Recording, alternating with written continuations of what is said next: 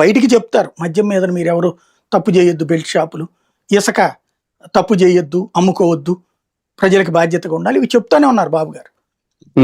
దాంతోపాటు అక్రమాలు చేస్తే తాట తీస్తానని కూడా చెప్తానే ఉన్నారు. చర్య తీసుకోండి అని అధికారులకు ఆదేశిస్తానే ఉన్నారు మీటింగుల్లో. ప్రాక్టికల్ గా గ్రౌండ్ లెవెల్లో కార్యకర్తల్ని వదిలేయమని, ఇది బయట మిగతా ఓటర్ల కోసం ఇది నడుస్తోంది.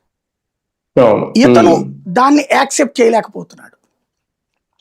ఇతనికి పర్సనల్ గా చెప్పరు కదా, విషయం అర్థం చేసేసుకోవాలి. దానికి తోడు ఏమైపోయిందంటే కేసినేని నానికి కేసినేని చిన్నికి ఒక తేడా ఉంది. కేసినేని నానినేమో తన పార్లమెంట్ నియోజకవర్గ పరిధిలో ఉన్నటువంటి 7 ఎమ్మెల్యేల మీద తనకు ఆధిపత్యం కావాలని కోరుకున్నాడు. తను కోరుకున్నటువంటి వాళ్ళు అక్కడ సీట్లు ఇవ్వాలని కోరుకున్నాడు.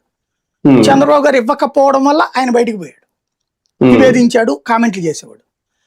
కేసినేని చిన్ని పార్టీ లాయలిస్టులు, ఆయన కోరుకున్న వాళ్ళు అందరూ కూడా రాలేదు ఆయనకు కూడా. ఇప్పుడు విజయవాడ వెస్ట్ సుజనా చౌదరిని ఆయన కోరుకుని ఉంటాడా?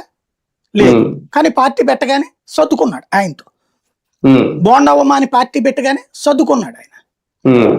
అట్లాగే నందిగామ పార్టీ పెట్టగానే సర్దుకున్నాడు ఆయన. అయితే వీళ్ళందరి దగ్గర ఇతని ఆధిపత్యం కుదరదు. ఇది బోండవ్వమ్మ మీద ఈయన పెత్తనం చేయగలుగుతాడా చిన్ని? సుజనా చౌదరి మీద ఈయన పెత్తనం చేయగలుగుతాడా? వసంత కృష్ణ ప్రసాద్ మీద ఈయన పెత్తనం చేయగలుగుతాడా?